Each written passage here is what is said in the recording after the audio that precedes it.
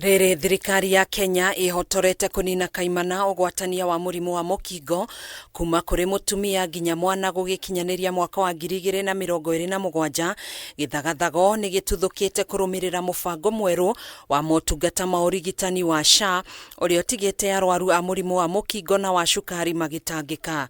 Maya mahanikite riri anyiti itemi matiganite aria makoretwo makiheana uteithio wa dawa na indo itiganite kuri arwaru aya mambiriirie kwiyeheria guku bururi-ini na kumatiga nduma-ini nene. This will mean that as a country we are going to miss out supporting very critical people, more than 1.3 people living with HIV in this country, and about 100 to 120 people who get TB every year. Kuhana uguo anyiti itemi matiganite ni maikitie ritana ria kugacirithia UGIMA wa MWIRI wigi uciari kuri mbeu njithi kuhitana na gutherema kwa ugwatania wa murimu wa mukingo nda cia tene hamwe na bara cia kimucii. In 2018 we had more than 400,000 girls in Kenya who actually attended an antenatal clinic.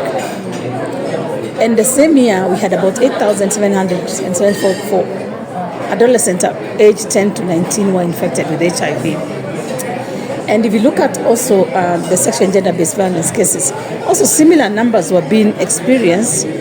More than 5,000 adolescents, 10 to 17, had reported to health facilities having undergone sexual and gender-based violence. Kwa muhiano ona thengia wa kaunti ya Homa Bay gutongoria na namba iria nene ya arwaru a murimu wa mukingo, kaunti no ni yandikithitie gukorwo igitongoria hari kunina ugwatania wa murimu uyu kuma kuri muciari nginya kuri mwana. Kenya is the fourth highest burden of HIV on the continent.